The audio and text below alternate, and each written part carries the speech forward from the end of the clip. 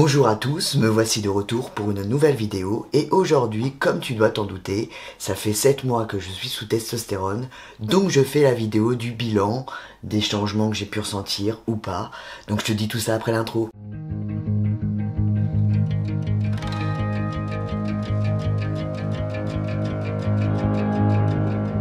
Je dois dire qu'effectivement, j'arrive pas vraiment à y croire que ça fait déjà plus d'une demi-année que je suis hormoné, que je suis sous testostérone. C'est incroyable.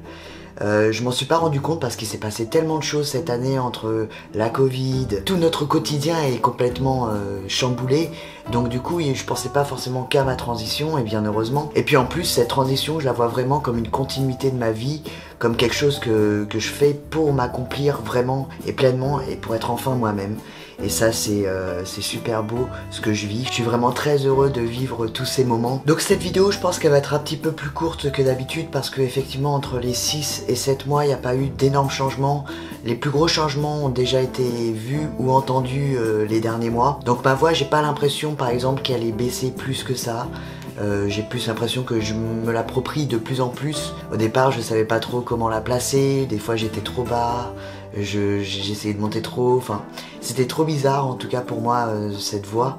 Mais là aujourd'hui, j'ai l'impression vraiment de me l'approprier et c'est vraiment cool. Concernant la pilosité, même si ça se voit pas forcément à la caméra ou sur les photos, parfois ça se voit, parfois ça se voit pas, c'est selon la luminosité. Mais dans la réalité, quand les gens me voient, il y a vraiment le duvet au niveau de la moustache qui se voit vraiment.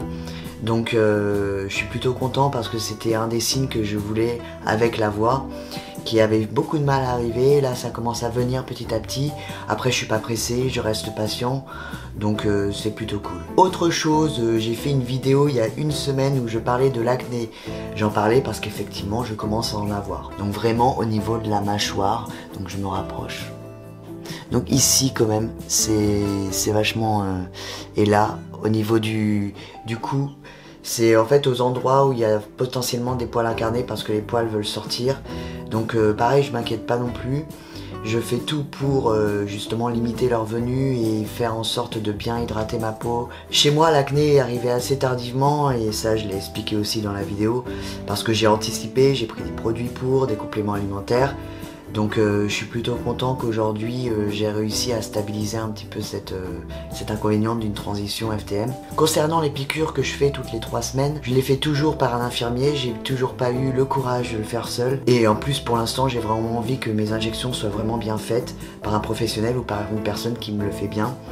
Donc la dernière fois j'avoue j'ai eu un petit peu mal quand j'ai eu l'injection. L'infirmière en fait m'avait piqué au moment où moi je sortais de chez moi, il faisait froid etc.